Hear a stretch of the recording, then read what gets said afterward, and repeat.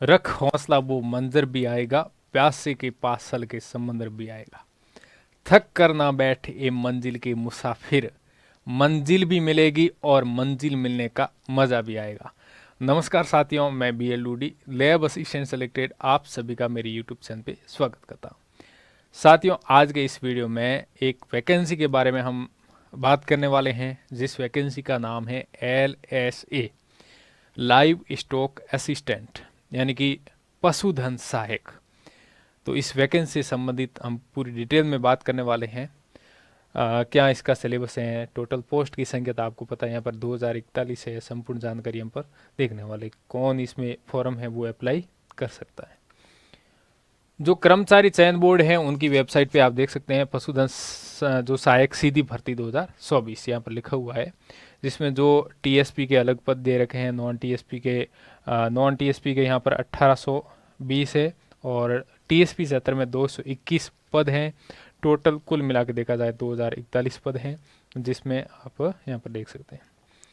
अब जो इसका जो फॉर्म भरा जाएगा वो आपको पता है कि OTR के द्वारा, यानी कि SSO ID के द्वारा भराया जाएगा, जिसमें वन टाइम रजिस्ट्रेशन यदि आपने पहले करवा दिया तो कोई फीस नहीं लगेगी, और वन टाइम रजिस्ट्रेशन यदि नहीं करवाया है तो एक बार आपको फीस जमा करवानी होगी, और उसके बाद में फॉर्म अप्लाई करें। उसके बाद में हम बात करते हैं इसमें मुख्य बातें, बहुत ही ज़रूरी चीज़ें ये है, क्योंकि ये प्रॉब्लम आगे आती है कब, जब आपका सिलेक्शन हो जाता है और डॉक्यूमेंट वेरिफिकेशन होता है, तब ये प्रॉब्लम आती है। जाति प्रमाण पत्र, जो आपका कास्ट सर्टिफिकेट है ना, यदि आप OBC से है, MBC से है या EWS से है, OBC से, MBC से या EWS से हैं, तो ये कास्ट सर्टिफिकेट है वो अपडेट ज़रूर करवाएं, क्योंकि इसकी वैधता होती है वो एक्सपायर हो गई है तो आपके वो आगे यानी कि सिलेक्शन में मुसीबत हो जाती है। ठीक है, उसके बाद में बात करते हैं मूल निवास की। तो मूल निवास भी आपके पास होना चाहिए। और आधार कार्ड की बात करें तो आधार कार्ड है वो बिल्कुल आपकी 10वीं की मार्कशीट के अकॉर्डिंग होना चाहिए। नाम, father name, date of birth, ये 3 चीज़ें आपके बिल्कुल करेक्ट होनी चाहिए आधार कार्ड में। उसकी जो स्पेलिंग वगैरह होती है ना, वो भी बिल्कुल सही होना चाहिए। तो ये सही नहीं है तो आप टाइम पे सही करवा दो। और दूसरी बात ये भी, आधार कार्ड का अपडेट ज़रूर करवाएं, क्योंकि उसके अंदर आपका 5 साल पहले का फ़ोटो है, तो वो फ़ोटो है वो आगे प्रॉब्लम करेगा, क्योंकि मैच नहीं होगा, फिर आपको प्रॉब्लम हो सकती है। और नवीनतम फ़ोटो है वो आप जो फॉर्म भर रहे हैं उसमें नवीनतम फ़ोटो ही डालें। ठीक है, तो ये बहुत ही ज़रूरी चीज़ें हैं। कुछ लोग हैं वो इनको क्या करते हैं, कुछ लोग इसको ध्यान में नहीं रखते हैं, फिर आगे दिक्कत होती है। तो ये चीज़ है वो बिल्कुल ध्यान में रखें। अब बात करते हैं वेतनमान की सैलरी कितनी मिलेगी। बहुत बढ़िया सवाल है। पशुधन सहायक में जो पे मैट्रिक्स हैं वो लेवल 8 L8 दे। L8 के अकॉर्डिंग जो ग्रेड पे आता है ना, ग्रेड पे, ठीक है, वो 2800 आता है। ग्रेड पे 2800 के अंतर्गत है। और ग्रेड पे 2800 के जो है वो लैब असिस्टेंट भी है। ठीक है, तो इसमें 2 साल तक तो 18,500 फिक्स वेतन मिलेगा। उसके बाद में इसमें 26,300 बेसिक हो जाता है, और फिर इसमें DA SRA वगैरह जुड़ के लगभग 40 के पास पहुंच जाएगा, 40,000 के आसपास। यानी कि 2 साल तक तो आपको 18,500 के अकॉर्डिंग इसमें कुछ कटौतियाँ होगी, तो 17,200 समथिंग आपके अकाउंट के अंदर आएगा। और 26,300 रुपये इसमें जो 26,300 बेसिक होगा 2 साल के बाद में, और फिर उसमें DA SRA वगैरह जुड़ेगा, तो लगभग 40,000 के समथिंग पेमेंट बन जाएगा। तो ये तो बात होगी सैलरी की। तो सैलरी तो खूब है, लैब असिस्टेंट के अकॉर्डिंग है, लेकिन योग्यता क्या सही है इसमें भाई। देखो, पशुधन सहायक हैं तो पशु के कंपाउंडर इसको कह सकते हैं। ठीक है, तो इनकी जो योग्यता है वो क्या होनी चाहिए, आपके होनी चाहिए सीनियर सेकेंडरी में फिजिक्स, केमिस्ट्री, बायोलॉजी, या फिर एग्रीकल्चर बायोलॉजी, और या फिर फिजिक्स, केमिस्ट्री, एग्रीकल्चर केमिस्ट्री। ठीक है, और साथ ही साथ आपका 1 ईयर ट्रेनिंग सर्टिफिकेट, 1 साल का आपका ट्रेनिंग सर्टिफिकेट होना चाहिए। वो भी किस में होना चाहिए वो भी बता, या फिर 2 ईयर ट्रेनिंग सर्टिफिकेट होना चाहिए, या फिर डिप्लोमा इन लाइव स्टॉक जो असिस्टेंट है उनका होना चाहिए आपके पास में, कोई भी मान्यता प्राप्त संस्था है उसके द्वारा जारी होना चाहिए। तो ये चीज़ भी बहुत ही ज़रूरी है, ठीक है। यानी आपके 12th के अंदर साइंस सब्जेक्ट है, यानी कि फिजिक्स केमिस्ट्री बायोलॉजी है, एग्रीकल्चर केमिस्ट्री है, ये जो भी दे रखा है, और साथ ही साथ ये सर्टिफिकेट आपके पास में है या फिर ये डिप्लोमा है तो आप फॉर्म अप्लाई कर सकते हैं, अन्यथा नहीं कर सकते।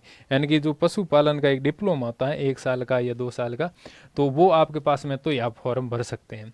आयु की बात करें तो यहाँ पर आयु है वो 1/1/2026 तक है, वो कितनी होनी चाहिए 18 वर्ष, मिनिमम कितनी होनी चाहिए 18। आपके पास सर्टिफिकेट है लेकिन एज कंप्लीट नहीं हो रही है 18 वर्ष इस नियम के अकॉर्डिंग, तो भी फॉर्म नहीं भर सकते। लेकिन आपने 12th कर लिया और डिप्लोमा भी कर लिया तो मेरे हिसाब से एज भी कंप्लीट हो जाती है तब तक, ठीक है। तो अधिकतम आयु तो आपको पता है 40 वर्ष होती है, फिर इसमें छूट भी है कैटेगरी वाइज। उसके बाद में आगे बात करते हैं इसके परीक्षा का आयोजन। तो परीक्षा है वो ऑनलाइन ऑफलाइन कैसे भी हो सकता है, उसकी जानकारी है वो अपडेट दे दी जाती है, लेकिन ये ऑफलाइन ही होती है, आपको है वो पेपर हाथ में दिया जाता है, ठीक है। उसके बाद में प्रवेश पत्र है वो जो अपने राजस्थान कर्मचारी चयन बोर्ड है उसकी साइट पे आपको सूचना दे दी जाएगी। और फिर इसमें बहुत ही महत्वपूर्ण जानकारी जो भी है वो देख लेते हैं। जैसे ऑनलाइन आवेदन में संशोधन, आप संशोधन है वो कैसे करवा सकते, देखो फॉर्म भर रहे हैं तो उस फॉर्म भरने के दौरान आपको ध्यान रखना है कि आपका जो आधार कार्ड में डाटा है ना वो सेम का सेम डाटा, यानी कि जन आधार वाला डाटा है वो सेम का सेम किस में आ जाता है, आपके एसएसओ आईडी पे अपडेट हो जाता है, यानी कि आ जाता है। तो उसमें आप बदलाव नहीं कर सकते, तो बदलाव कैसे कर सकते हैं, आप अपना आधार कार्ड सही करवाइए, फिर आप जो जन आधार हैं वो अपडेट करवाइए, फिर उसके बाद में आप अपनी एसएसओ आईडी है वो अपडेट करवाइए, ताकि जो आधार कार्ड का जो डाटा है ना वो उसमें आ जाए, उसमें आप फिर बदल भी नहीं कर सकते, तो ये ध्यान रखें।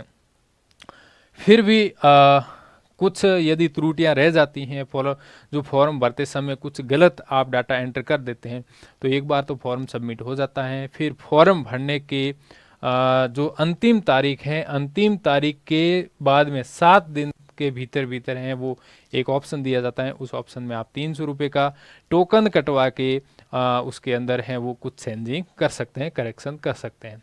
फिर भी आप यदि उसमें कुछ चेंजिंग नहीं कर पाते हैं, भूल जाते हैं या डेट निकल जाती हैं, तो एग्ज़ाम होता है उसके बाद में आपको 7 दिन का समय और दिया जाता है, तो उसमें आप हैं वो 300 रुपये का टोकन कटवा के ये फॉर्म है वो उसमें करेक्शन करवा सकते हैं। ये सब भर्तियों में ऐसा ही है, कर्मचारी चयन बोर्ड जो भी भर्तियां करवाती है उसका नियम यही है।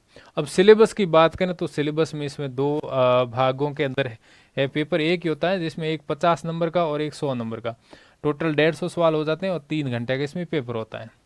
अब देखो जो 50 जो प्रश्न आते हैं, सवाल आते हैं, वो आपके राजस्थान का इतिहास है, कला संस्कृति है, साहित्य परंपरा और विरासत, राजस्थान का भूगोल हो गया, राजस्थान और विश्व, जो राजस्थान पर विशेष जो बल के साथ भारतीय राजस्थान जो राजनीतिक व्यवस्था है, राजस्थान की अर्थव्यवस्था है, दैनिक विज्ञान भी यानी कि जनरल जो साइंस आती है वो भी है इसमें, जनरल साइंस नहीं दैनिक यानी कि जो अपने और कंप्यूटर का सामान्य ज्ञान और समसामयिक घटनाएं, इनके 50 सवाल आएंगे। कितने 50 सवाल आएंगे, और 100 सवाल किसके आएंगे, वेटनरी साइंस के। तो कुल मिला के ये आप सिलेबस भी पूरा दे सकते हैं। अब ये काम कब आएगा आपके, जब आपके पास में कोई डिप्लोमा वगैरह है तब, वरना ये कोई काम का नहीं है, ठीक है। तो आज के इस वीडियो में यही जानकारी, और कोई भी डाउट है तो इस वीडियो के डिस्क्रिप्शन में आप जो लिंक है उस लिंक के माध्यम से भी आप ऐप तक जा सकते हैं अपने सर्वोधिकारी इंस्टीट्यूट, और लैब असिस्टेंट का उसमें कोर्स भी स्टार्ट किया हुआ है। और इस जो लाइव स्टॉक असिस्टेंट है जो वैकेंसी है यानी कि LSA है, इसके संबंध में कोई भी डाउट है तो आप कमेंट बॉक्स में कमेंट कर सकते हैं। थैंक यू, धन्यवाद, जय हिंद, वंदे मातरम।